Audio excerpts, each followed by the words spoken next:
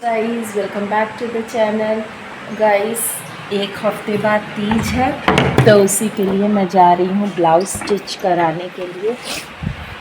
कल भी मैं गई थी लेकिन टेलर ना बरेली गए हुए थे तो फिर मैं ना उन्हीं को देती हूँ, नहीं तो साड़ी ख़राब हो जाती है। तो फिर आज जा रही हूँ, टेलर भैया को दे दूँगी ब्लाउज़। नहीं, एक हफ़्ते तो लगेंगे, एक हफ़्ते में वो दे देते हैं, कभी भी आप जाइए। तो फिर चलते हैं, फटाफट से दे के आते हैं। और काफ़ी 6:30 हो भी गए हैं तो आधे घंटे लगेंगे जाने आने में। फटाफट से चल के दे के आते हैं।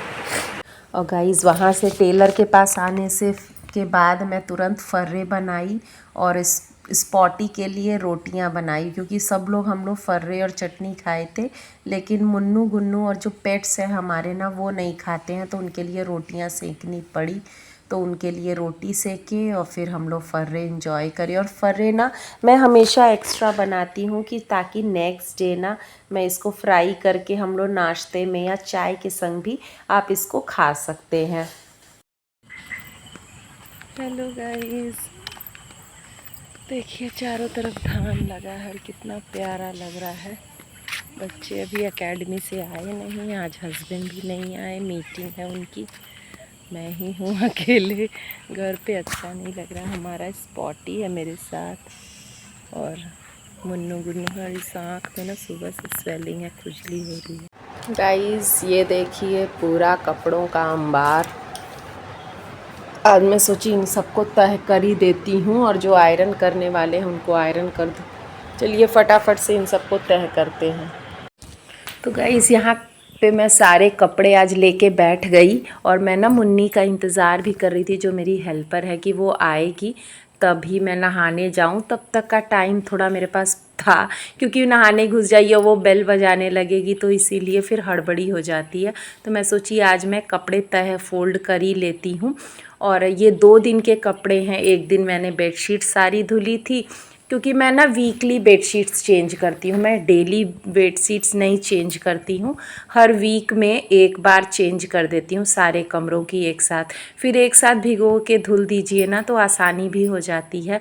तो कपड़े भी फ़ोल्ड करने थे वो भी, और एक लॉट सा बन जाता है कपड़े, मतलब फ़ोल्ड ना करिए तो एक भी दिन, क्योंकि कपड़े बच्चों के तो काफ़ी ज़्यादा हो जाते हैं, एकेडमी के, स्कूल के, घर के, सभी कपड़े बहुत ज़्यादा हो जाते हैं।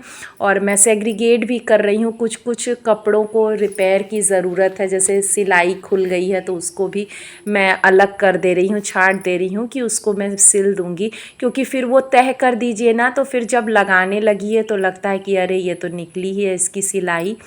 तो मैं उनको अलग से एक थैले में डालती रहती हूँ, या आप किसी बास्केट में कलेक्ट कर सकते हैं। जो भी रिपेयर के लिए अगर आप घर पे करते हैं तो बहुत अच्छा है, लेकिन अगर आप बाहर कराते हैं कोई भी रिपेयर का तो उनको ना आप क्या कर सकते हैं कि ये किसी थैले में इकट्ठा कर लें या बास्केट में, और जब भी मार्केट जाएं या टेलर के पास जाएं तो वो सारी चीज़ें आप दे सकते हैं।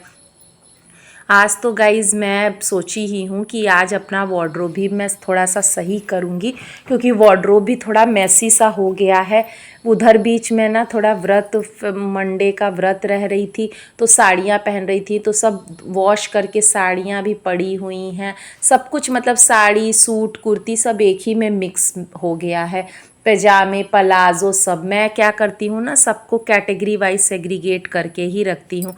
कुर्तियाँ अलग, सूट सेट्स अलग, साड़ियाँ अलग, साड़ी के जैसे पेटीकोट वगैरह एक साथ, पलाज़ो एक जगह, पैंट और लेगिंग्स, मतलब सबको सेग्रीगेट करके रखने से क्या होता है, जो चीज़ आपको चाहिए उसी फोल्डर को आप खोलेंगे और उसी से सामान निकाल लेंगे। नहीं तो फिर खोजने के चक्कर में ना इधर उधर सब मैस हो जाता है। और मैं कोशिश करती हूँ कि बच्चों की भी वार्डरोब को मैं वैसे ही सेग्रीगेट करूँ, लेकिन बच्चों को तो जानते ही हैं, थोड़ी हड़बड़ी होती है तो वो सब कुछ मैसअप कर देते हैं। इसीलिए ना ज़रूर, मतलब टाइम टाइम पे ना हर वार्डरोब को हमें थोड़ा सा अरेंज करना ज़रूरी हो जाता है, नहीं बड़ा मेसी सा लगता है और ज़रूरत की चीज़ें मिल ही नहीं पाती हैं।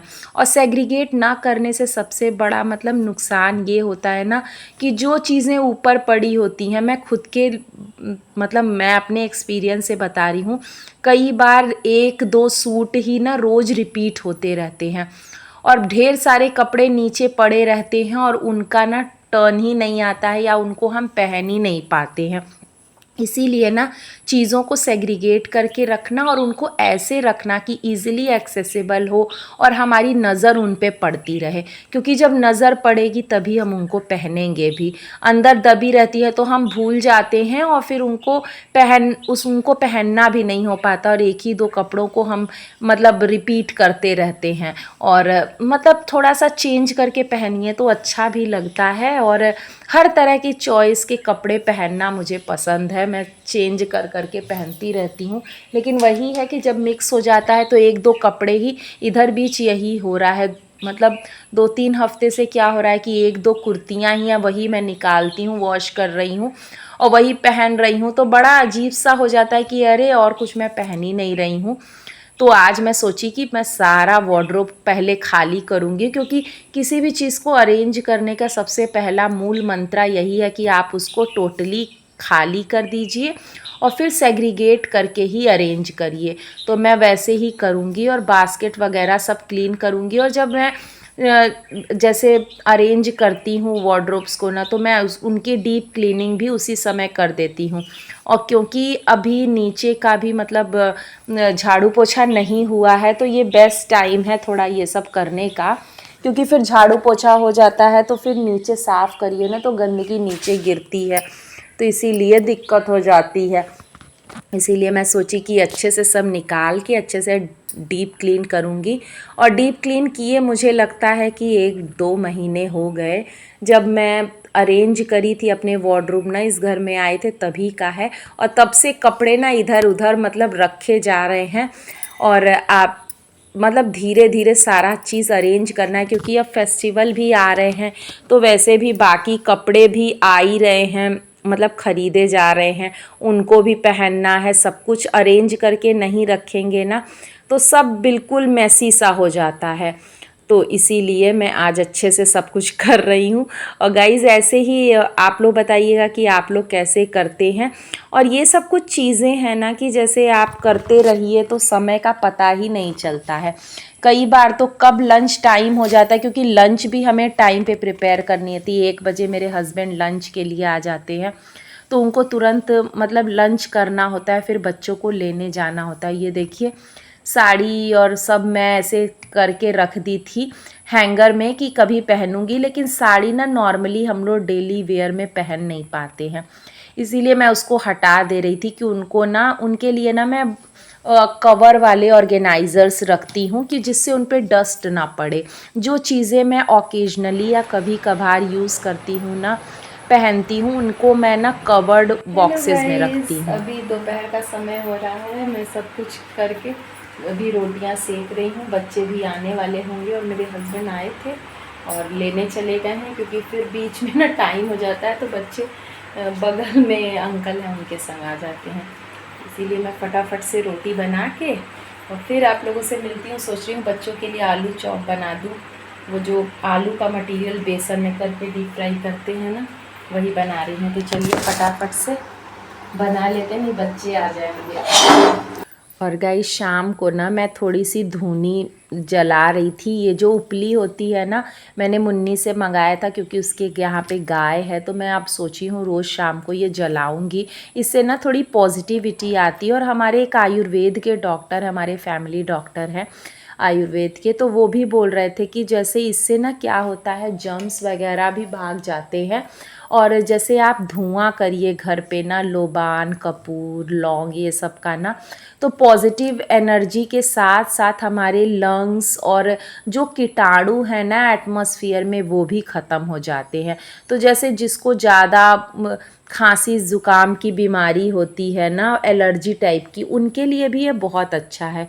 तो मैं सोची कि अब मैं ये करूँगी, क्योंकि अब मौसम बरसात का है और फिर उसके बाद जैसे कभी ठंडी का मौसम आ जा रहा है, कभी गर्मी का, तो ये सब करने से ना थोड़ा सा सेहत भी सही रहेगा। तो गाइज़ मिलते हैं नेक्स्ट व्लॉग में। आई होप आपको अच्छा लगा होगा। Thank you for watching. Bye.